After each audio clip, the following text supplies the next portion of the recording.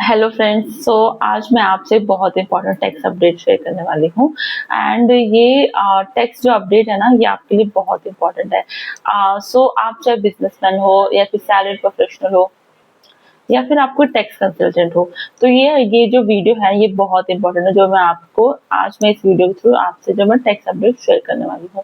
Friends, अगर आप भी टैक्स का, अगर आप भी टीडीएस का फिर टीसीएस का नाम सुनते हैं या आप कंफ्यूज हो जाते हो ना, तो ये वीडियो आपके लिए बहुत इंपॉर्टेंट है। इस वीडियो को आप एंड तक जरूर देखना, क्योंकि गवर्नमेंट ने टीडीएस और टीसीएस में कुछ बहुत बड़े चेंजेस किए हैं, जिससे कि मेरे कंप्लायंस जिससे कि जो हमारी कंप्लायंस पे कंप्लायंस प्रोसेस पे आपका बहुत चेंजेस आने वाला है, अकॉर्डिंग वो बदलने वाली है। तो हम पहले इसको समझते हैं सिंपल लैंग्वेज में कि आखिर उन्होंने क्या चेंज किया है टीडीएस और टीसीएस को लेकर।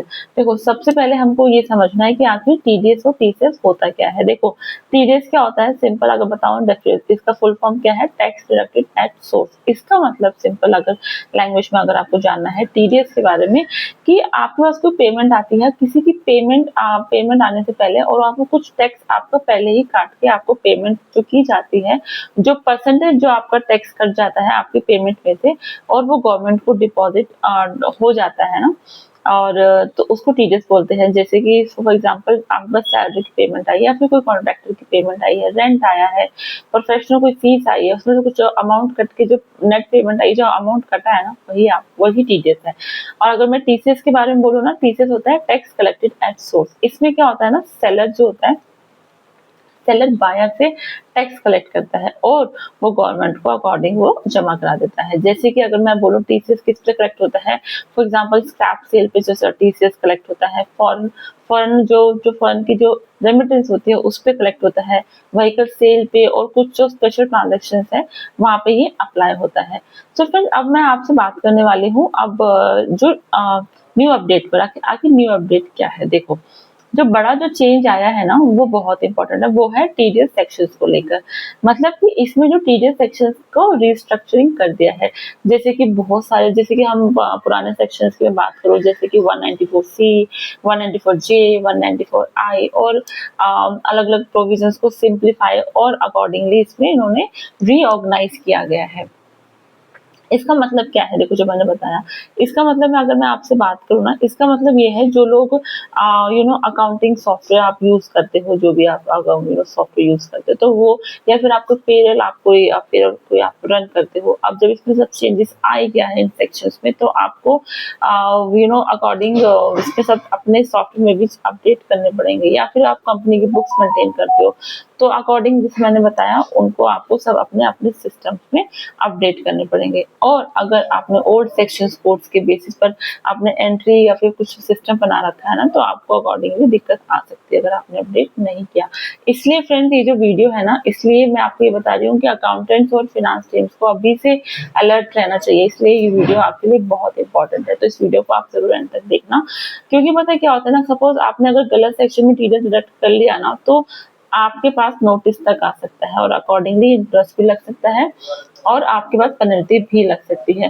जो दूसरा जो मेजर चेंज आया है ना, जो मेजर अपडेट है, वो है टीसीएस रेट्स में, राइट। कि टीसीएस रेट्स में अकॉर्डिंगली सिंप्लीफिकेशन लाई गई है, कि गवर्नमेंट ने क्या किया ना, गवर्नमेंट ने कुछ कैटेगरीज के जो टीसीएस रेट्स को सिंप्लीफाई करके फ्लैट स्ट्रक्चर्स में लाने की बिल्कुल कोशिश की है, जिससे क्या होता है ना, टैक्स पेयर्स के लिए काफी बेनिफिट रहेगा। और चाहे वो टैक्स पेयर्स हो, चाहे वो बिजनेसमैन हो, उसमें दोनों को फायदा होने वाला है। पहले क्या हम समझते हैं, पहले क्या होता था ना, कि पहले अलग अलग गुड्स रहते थे, पहले अलग अलग गुड्स चाहे ट्रांजेक्शन हो, उन पर सब पर अलग अलग रेट्स लगता था, जिससे अकॉर्डिंग क्या होता था, जिससे अकॉर्डिंग कंफ्यूजन भी होती थी।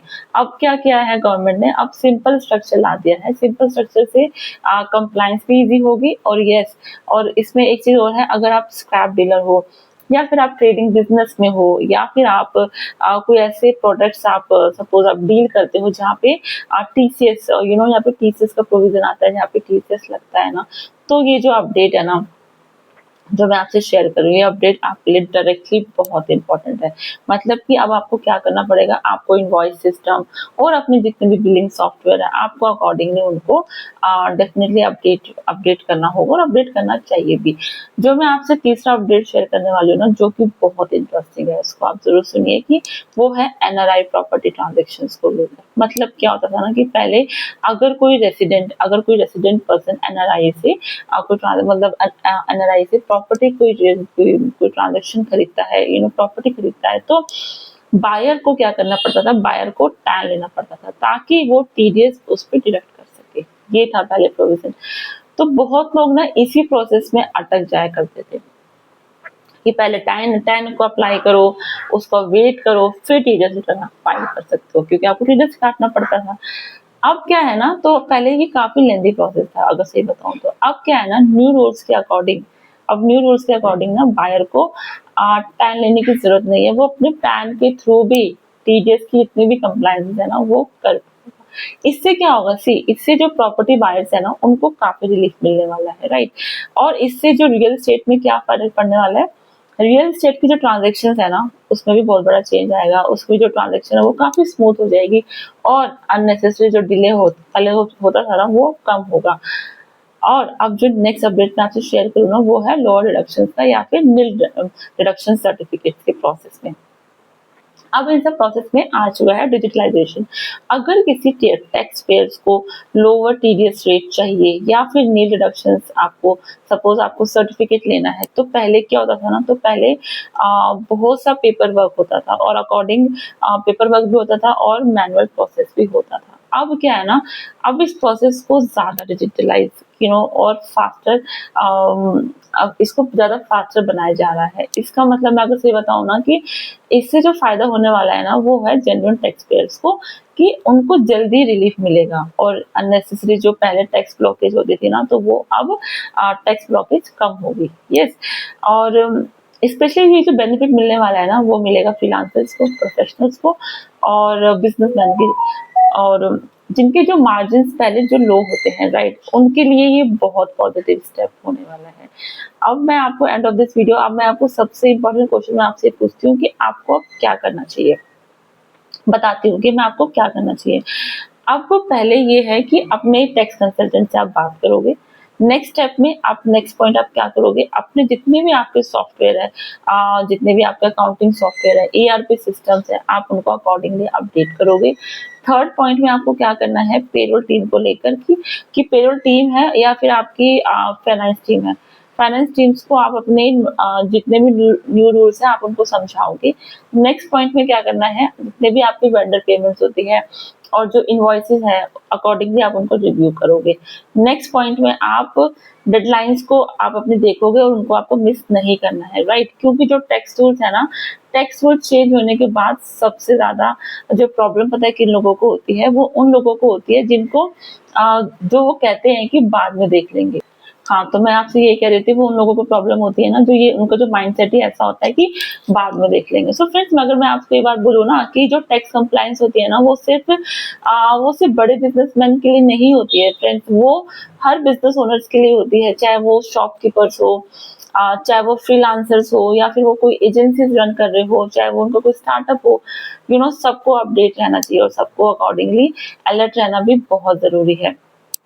और पता है आज की जो